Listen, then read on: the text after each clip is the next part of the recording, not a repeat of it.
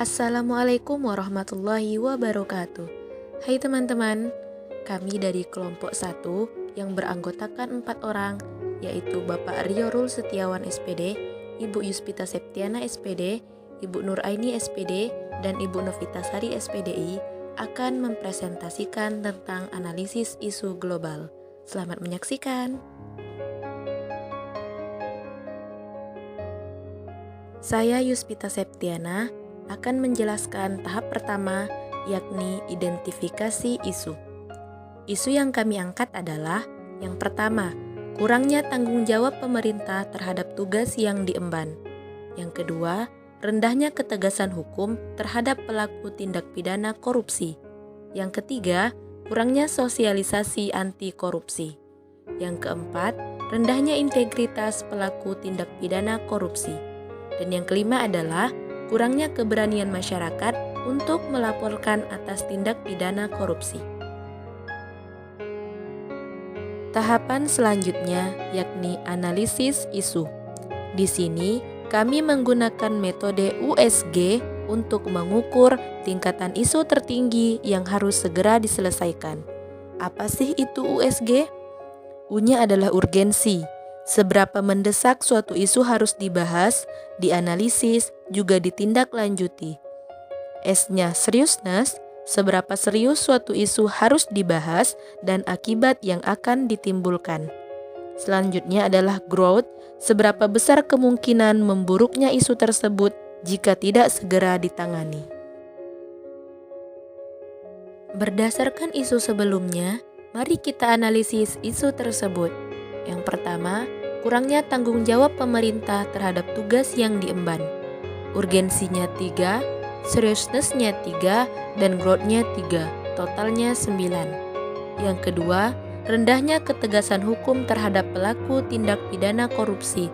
Urgensinya 5, seriousness-nya 4, dan growth-nya 5, totalnya 14. Yang ketiga, kurangnya sosialisasi anti korupsi. Urgensinya 2, seriousness-nya 2, growth-nya 2, totalnya 6. Yang keempat, rendahnya integritas pelaku tindak pidana korupsi.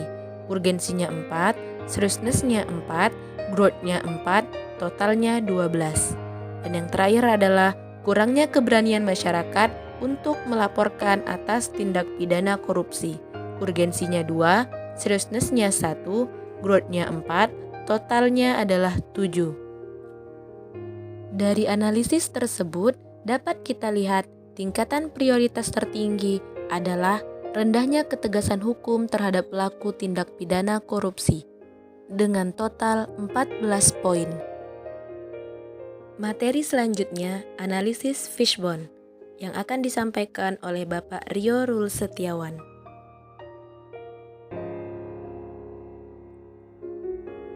Oke. Tahapan selanjutnya yaitu analisis fishbone.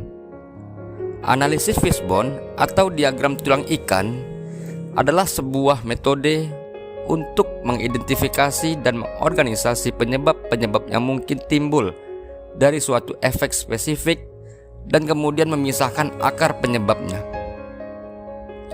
Pendekatan analisis fishbone pada isu ini yaitu menggunakan pendekatan 4S. Sistem, surrounding, skill, dan supplier. Sistem. Pertama, kurangnya tingkat penyelesaian penyelidikan. Kedua, kelemahan perundang-undangan yang berlaku. Surrounding. Pertama, berkembangnya kegiatan korupsi. Kedua, korupsi dianggap hal biasa. Skill. Keserakahan pemimpin, rendahnya kesadaran diri dan gaya hidup berlebihan. Yang terakhir, supplier. Pertama, keteladanan pemimpin. Kedua, manajemen lembaga terkait.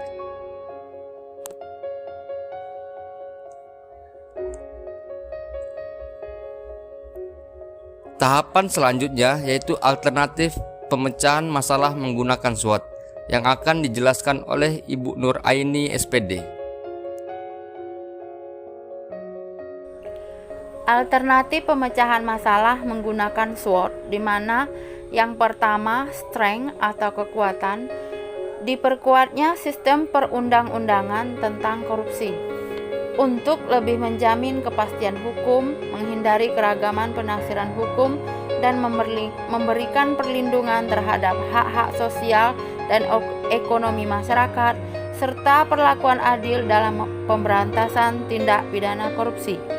Kedua, weakness atau kelemahan, lemahnya pemberian hukum oleh pengadilan terhadap tindak tipikor. Ketiga, opportunity atau peluang, harus ada pengawasan ketat dari lembaga tertinggi dalam kasus tipikor oleh KPK. Terakhir, threat atau ancaman, merugikan negara seperti menyalahgunakan kewenangan untuk keuntungan diri sendiri. Hilangnya kepercayaan masyarakat kepada pemerintah. Kinerja KPK yang baik akan memberikan dampak positif, salah satunya kepercayaan. Selanjutnya, penjelasan alternatif penyelesaian isu menggunakan tabel oleh Ibu Novitasari. Yang terakhir, menyusun tabel alternatif penyelesaian isu. Alternatif penyelesaian yang pertama, penguatan karakter pendidikan anti korupsi. Tahapannya yaitu: pertama, diadakannya sosialisasi kepada pemerintah juga kepada masyarakat mengenai tindak pidana korupsi. Kedua, seluruh masyarakat juga kepada pemerintah dapat mencontohkan atau menerapkan sikap tanggung jawab. Maka hasil yang diharapkan tentunya berkarakter jujur dan bertanggung jawab. Alternatif penyelesaian yang kedua, penegakan hukum yang tegas terhadap tipikor. Tahapannya, yang pertama, lembaga tertinggi terkait harus memberikan sanksi yang tegas terhadap pelaku tipikor. Kedua, tidak memberikan hak amnesti bagi pelaku korupsi. Maka hasil yang diharapkan adanya efek jera dan bersih dari koruptor. Pihak yang terkait yaitu pemerintah yang berwenang untuk menjalankan kebijakan publik, lembaga yang terkait yaitu KPK, dan masyarakat. Sekian presentasi mengenai analisis isu global korupsi dari kami. Kami ucapkan terima kasih.